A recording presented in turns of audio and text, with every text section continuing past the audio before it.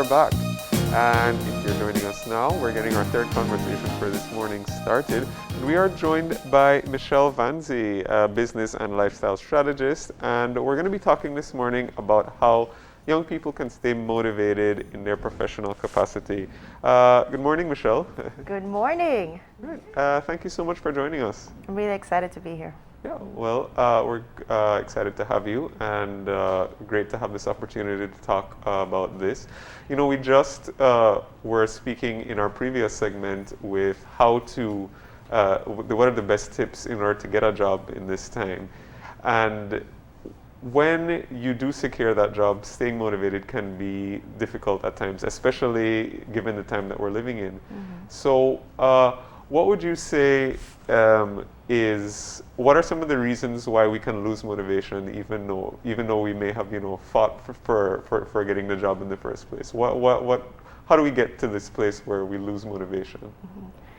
Well, I think the answer to that is also the flip side is also the sort of like the tips or the guide to how to remain inspired and motivated on a job. Yeah. And I think it's a matter of, first of all, it's a matter of mindset. Also, it's things that are on the job and also externally. For example, on the job, really losing sight of why it is that you got that job. What is the purpose? How did it make you feel? Or how does it make you feel when the people you serve are fulfilled, let's say, are happy or so forth. Another big thing I would say outside would be in terms of not really living your life. Making the job 100% your life. You live to work, when really it should be we work to be able to finance our lifestyle, right? And to also find purpose and fulfillment. So those would be like the two major points, and then there's many little things in between. I want to step back from tips. I just got to, catch up with you and find out about you. So you are living in Europe, but you are online offering coaching tips for lifestyle and for helping to grow your business. That's right. Michelle, how did you get into this?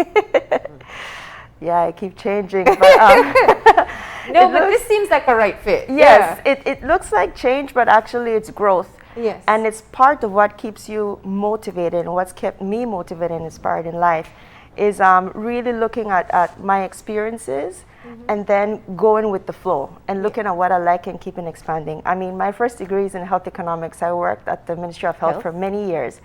And then I had the blessing and the opportunity to work and serve as a deputy ambassador of Belize in Mexico. Mm-hmm. And while there, I held one of my many portfolios was investment promotion for Belizean businesses in Mexico. And I used to get a lot of calls from Belizean entrepreneurs asking, how do I do this? How do I source that? And so forth. And I started seeing that there was a gap. There's only so much that the embassy can do, right? Before it becomes a private sector sort of thing. So that kind of stayed with me. And then during the pandemic, people just started asking me questions as to, listen, I need to find different ways to make money because I had one job. Mm-hmm. Which most of us do, and then I was let go because there was just not enough money to go around in the company, So once again, I saw the opportunity. I said, there's an opportunity to do some business coaching. Yeah. But by that time, actually, I had done another degree in entrepreneurship, coaching, and consulting. Yeah. So, I kind of saw the opportunity, used my experiences, and that's how it's happened. And, it's interesting because you use your social media to be able to offer some of the tips to people. And I don't know how much here people gravitate towards business coaching, but it's a huge industry. Life coaching, lifestyle coaching, and business coaching is something that a lot of entrepreneurs and people who are working on goals that they try to source for themselves. Yeah. Talk to me about the benefits of having a coach. Not a sports coach, but someone who helps you professionally. Yeah, I'm going to start off with the point of consulting versus coaching. Yes. Because most of us are versed in consulting. Yes. The main difference is you hire a consultant, you have a list of things that you want to get done in your company or for yourself. And usually the consultant uses his or her technical skills to come in and draft something for you. Yes, they consult, but they draft it, they come in as the persons who know. And they tell you, this is it, this is what you should do, implement. the difference with a coach is a coach is also your motivator, is your cheerleader, right? And a coach helps you to really pull out what it is that you want to do, because the answer is within yourself. So we guide you with a series of questions, different models on how to do that and so forth. And we really, the answers that you provide, then we help to structure them with our technical skill. For example, my strength is in business model development. Depending on the life that you want to live, that's where my life strategy section comes in. So we see what it is that you want to do, what are your big dreams, your vision, and so forth, and then we develop business models for you. But that's coaching, because I work with you, we pull it together. You help to make the individual capable of doing it for themselves. That's right, and to see the answers and the solutions. We don't provide them for you, but we open those doors and we provide that platform for your vision and your clarity. What's the difference that you see in clients once you start introducing this type of motivation? As an outcome? Yeah. Well, many times, lots of entrepreneurs, they have so many ideas. That's the first thing. So it's kind of like, where do I start? What do I do? So one big outcome is clarity and prioritizing your projects based on what you want to achieve at the moment. Another thing is the entrepreneurial journey is a very up and down kind of thing, and you need to be prepared for it. It's not that you're going to start and, wow, I'm going to make it, I'm going to be on top of the world at the beginning, right? You need to know what to expect. So when you work with a coach, you're better prepared to face those up and downs and to stay positive and know that, hey, I'm at the bottom right now, but there's ways to get to the top, and I will get there. And when people are sort of seeking your services, what are people asking for then, or in the feedback when they come to you? What do you find is a very common thing that people say that, oh, I need this, or I'm missing this? Yeah, well, in terms, well, I started mostly last year, like I was saying, right? So it all fell within the context and the background of the pandemic. And a lot of people, what they wanted is they realized, and I think this is a very important message to get out there, because we're taught that you go to school, you get an education, you get a job, and you're set, that's it. Yep. But then last year around the world, even in the most developed economies, you find out, well, I can lose my job and it has nothing to do with me. So a lot of people came to that realization and they wanted to know, what other ways can I make money? Don't put all my eggs in one basket. Have multiple streams of income. How do I do that? I have all these ideas. So that's one big thing. And it's a takeaway for out there. Don't put all your eggs in one basket. Have little projects going on the side, you know, to prepare yourself for whatever can happen out there. That's a big one. Another one is in terms, like I said, of clarity with projects. It's like, I want to do this, I want to do that, and I stop and start, I can't focus. So that's another one, is helping to prioritize, and a big one for coaches is to help keep you on track. Yeah, and you know, I think that's in goals in general. You have to be able to know which steps you're going to do first, otherwise you'll be all over the place. Exactly. But let's bring it back home. You know, having worked with entrepreneurs, having been kind of spreading this positive thinking when it comes to whatever profession you want to pursue as an entrepreneur, or if you're going to work for a company, it does get tough. I mean, it's hard for people, and I know especially, I don't want to be the person who typecast generations, but there is a trend where younger people are looking for something different in their jobs versus mid to late career persons. How do you get, especially entry-level young people, to understand that there are hardships on the job and that you got to stay motivated to push through? Well, the first thing is to understand that this generation is not, I don't want to use the word because the word complacent is very heavy. But I think in the past, many times we're like, well, this is my circumstance. This is where I am. And this generation is not like that. They're like, you know what? I want to keep going. I want to keep growing. So that is actually a very good sign, you know. And many employers might not want to hear this, but entry level is entry level. That's not where you're going to stay. It shouldn't be. Right? So stay motivated with that. A big thing is remember why you got the job. What was your purpose? How did it make you feel? You know, what were you trying to achieve? The other thing is, while you're on the job, try to remain positive. And how do you do that? Because there's so many ways, right? It's things that might seem like, okay, this sounds kind of fluffy out there, but do some breath work to keep calm if you get annoyed or upset on the job, because it's going to happen. Know, like you said, what to expect, which is it's not going to be all roses. And most importantly is have a vision. What is your life vision? Where do you want to go? What do you want to achieve? You don't have to think yet how you're going to get there, as long as you know and keep the vision alive of what you want to do. Daydream, it's important. We teach kids and people that daydreaming is a waste of time. It is not. It is how we dream where we want to be, right? And then, and you know what? You don't have to be realistic with it, because you can wish that you're going to be a astronaut, and that somebody might tell you, hey, that's really out there. No, dream big, but when you plan realistically, and keep those steps in mind. So when you're on the job, you're getting challenges and so forth, keep those things in mind. This is not the end all. I am on a journey, and I'm going to get there. Now, what are some of the common challenges that you find people encountering on their professional journey? Unfortunately, one of the biggest challenges is on the flip side, which is the employer. The circumstances of work, or let's say the culture at companies, is really about just getting things done. It's not about the employee. And it's important that employers start realizing that a happy, fulfilled employee is a productive employee, which means it's a successful company. So it's important to create that kind of culture. And it goes beyond just having retreats once a year. Because a retreat once a year, and then somebody's sitting there, the other person sits, nothing's happening there. You have to foster that climate and that environment where people can feel free to talk, free from mobbing, which is workplace bullying, because it happens a lot. And the space for creativity, and listen without criticism. That keeps your people inspired.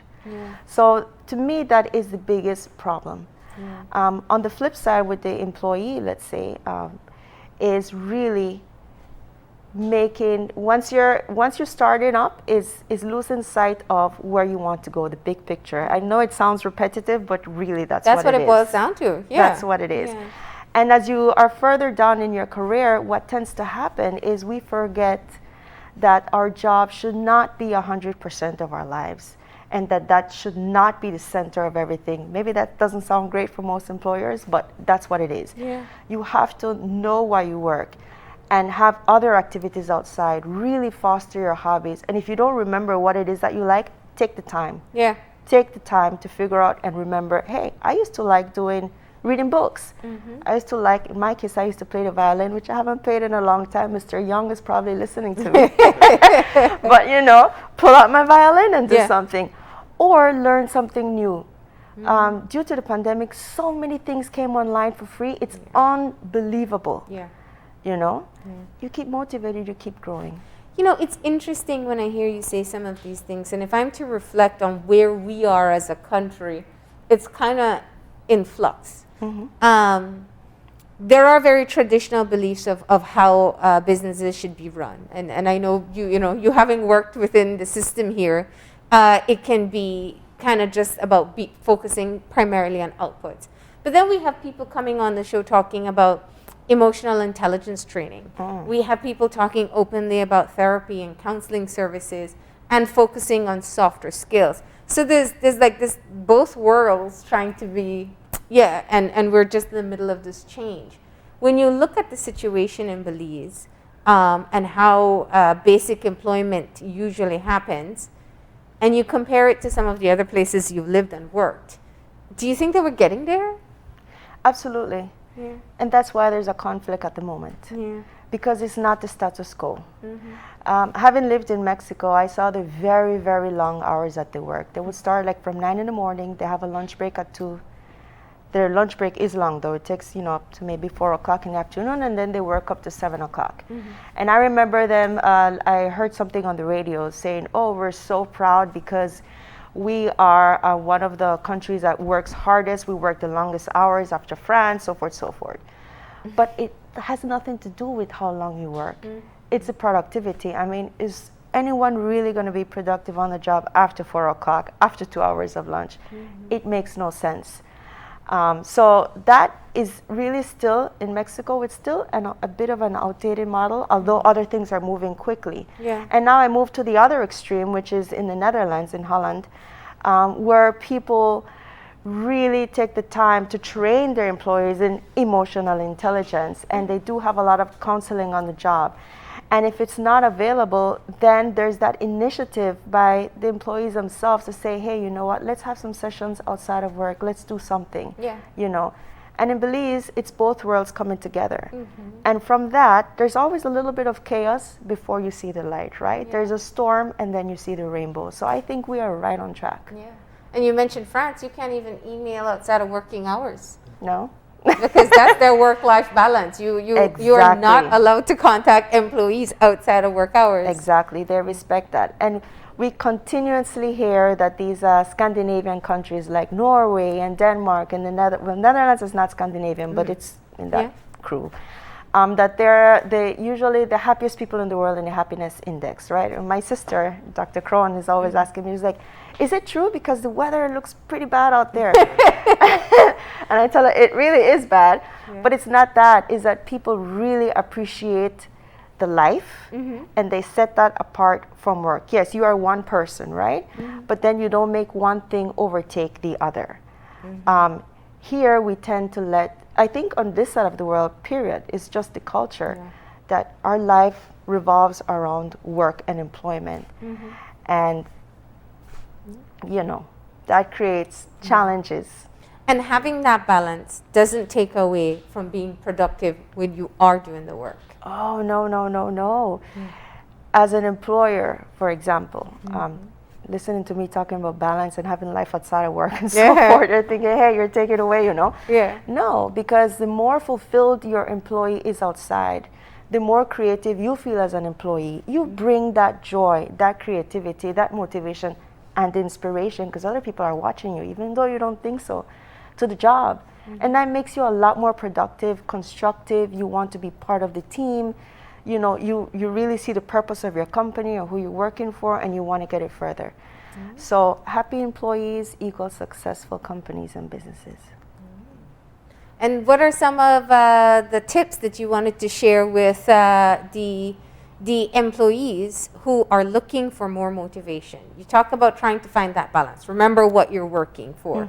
So that's rewarding yourself with things you like, and also what else can you do to kind of keep the momentum going? Well, I want to talk a little bit more about rewarding yourself with things you like, what you just said, because many times people think, okay, that means buying something for myself or going to the spa or, you know, things like that, purchasing. But it's more than just the outside. Yeah. It's really finding what fulfills you and what makes you happy. If that means spending time and going to visit your kids at school, for example, then do that. If it means spending more time with your kids and you cannot during the weekday because you're working but you have weekends off, create some kind of kids sports team and support it, for example, you know, that sort of thing. But in general, it's the main points that I had mentioned before is your purpose, you know. And if sometimes we get jobs that it's because it's not really my dream, but I needed the money, I need to get started. And in that, it's even more important to remember or figure out where you want to go, what is your vision, so you don't remain stagnant and lose that motivation on there. This is just a journey, my way to get into where I'm going. The other thing is your goals, you know, make them realistic, plan, and break them down, right? And don't stress yourself. And when you're inspired, take advantage of it, because inspiration and motivation are very different. Motivation, you have to do things. It's to keep it active. You have actively do things. Inspiration just comes from the inside. And how does that happen? When you feel relaxed, when you have a little piece of clarity, you feel inspired. You're like, oh my goodness, I should do this. Do it. That is the key. All right. Great. Some fantastic tips there. Of course, if people want to hear more like this, they can follow you online. That's right. Yeah. Tell us about your platforms. Yes, I'm on Facebook at the moment, Michelle A. Vanzi. It's my personal page, but it's open. Instagram as well, Michelle Vanzi as well. And I'm beginning a podcast, so I should be starting within the next 2 weeks.